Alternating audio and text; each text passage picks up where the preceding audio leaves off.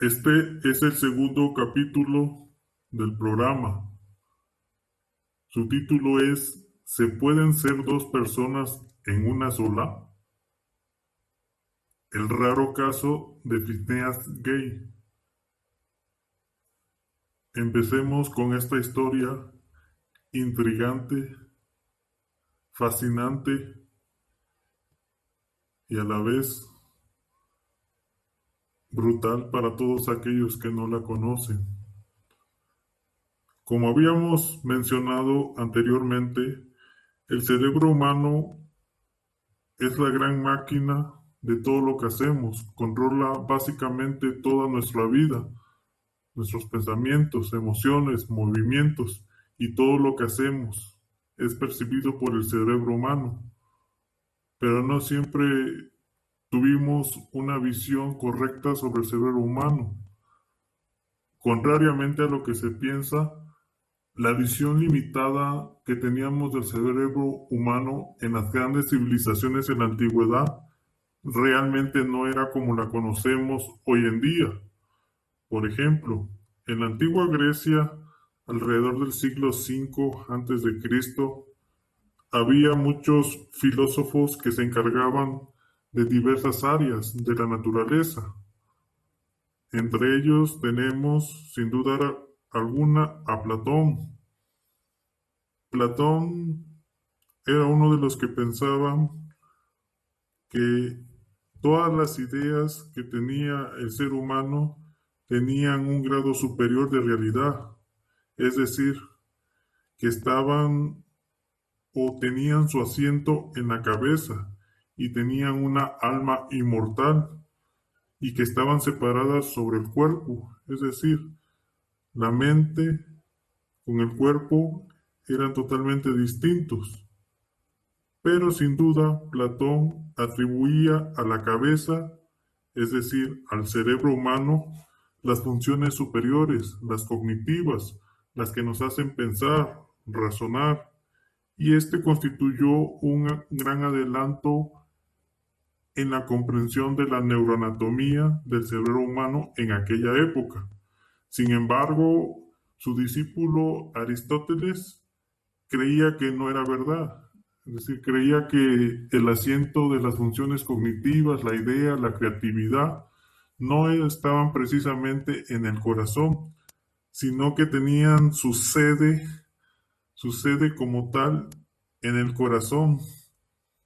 Ahí es donde radicaban las emociones, donde radicaba el pensamiento, donde era la maquinaria de todo lo que hacíamos, estaba en el corazón. Y de alguna manera él pensaba que como el corazón estaba en el centro del cuerpo, tenía que ser el órgano más importante del ser humano.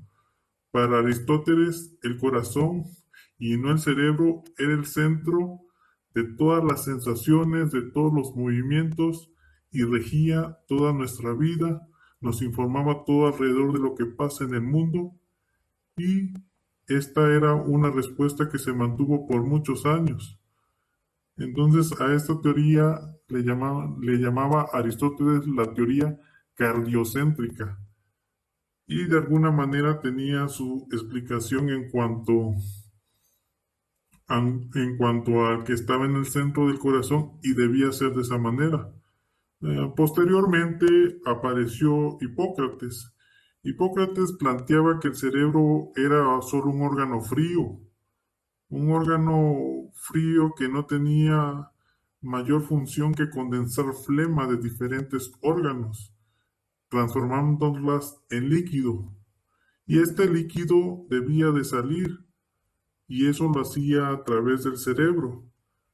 Entonces, esta teoría de Hipócrates también se mantuvo durante mucho tiempo, porque de alguna manera él creía que también el corazón era el centro que regía todo nuestro cuerpo humano, todo lo que vemos alrededor. Todo esto duró mucho tiempo. Imaginen, desde el siglo V hasta el siglo XVII se mantuvieron todas estas ideas. Posteriormente, René Descartes, un filósofo matemático, Él comprendió que no precisamente el corazón era el centro de nuestros pensamientos, de nuestras emociones, de todo lo que nos hacía ver al mundo tal como es. Él pensaba que no era así. Entonces, él dudaba de todas aquellas ideas de Aristóteles, de Hipócrates. Entonces, se puede decir que Descartes fue el primero que se atrevió en exponer las funciones del cuerpo humano y en especial la del cerebro humano, colocándolo como la maquinaria que hace posible todas las funciones que conocemos, como emociones, sentimientos, tristezas, malestares, enojos, el poder caminar, el poder respirar, el poder sentir, el poder ver. Todo estaba controlado por un proceso mental que se llevaba a cabo a través del cerebro. Esa era la idea, esa era la idea. Aunado a esto, Tomás Willis, otro catedrático filósofo, él descubrió algo que se le llama como anillo de Willis, que no es más que la irrigación del cerebro, quiere decir que todos los vasos sanguíneos que van al cerebro. Él se dio cuenta que ahí en el cerebro se concentraba una gran cantidad de sangre y ahí se podía localizar lo que llamamos el pensamiento, la memoria, la verdad, las emociones. Y todo eso conducía a que los nervios que salían del cerebro humano controlaban funciones involuntarias, aquellas funciones que no somos conscientes de ellas. Por ejemplo, los movimientos del corazón. El corazón late sin que nosotros nos demos cuenta, es involuntario. El respirar es involuntario. Simplemente el cerebro manda la señal para que respiremos. La función del estómago, los intestinos, toda aquella situación que es involuntaria, que no somos conscientes de ella, mas sin embargo existen y sin ellas no podríamos vivir. Entonces se dio cuenta que el órgano que realmente se encargaba de aquella situación era el cerebro humano. Después de estos descubrimientos brillantes, surgió la duda. ¿Es el humano algo más que una maquinaria? Esa fue la pregunta que se plantearon. ¿Por qué?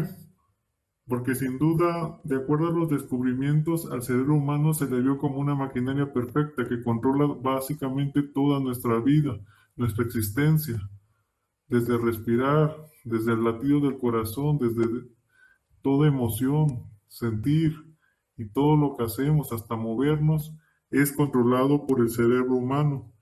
Entonces, esta investigación duró mucho tiempo. En la época contemporánea, eh, sin duda, el Antonio Damasio, él de alguna manera también tenía la idea que todo conocimiento y toda experiencia humana estaba arrojada en el cerebro humano, solo que él pensaba de alguna manera diferente a lo que pensaba Descartes. Por ejemplo, él pensaba que sin duda alguna era indiscutible que la mente venía del cerebro, eso no tenía duda, pero él consideraba que había una separación abismal entre el cuerpo y la mente, las cuales en realidad serían lo mismo, es decir, cuerpo y mente sería lo mismo, lo cual todavía aún no podemos comprobar. Entonces, esto nos lleva a la siguiente pregunta. ¿Qué es el cuerpo? ¿Qué es la mente? ¿Qué son los pensamientos? ¿Qué es la conciencia humana? ¿Realmente son lo mismo? La conciencia es diferente a la mente, a los pensamientos, a las emociones y todo eso. Todas esas preguntas las iremos respondiendo conforme vayamos avanzando en los capítulos siguientes. Y realmente es interesante, porque nos podemos encontrar con respuestas brutales que no esperamos y que nos dejarán sorprendidos.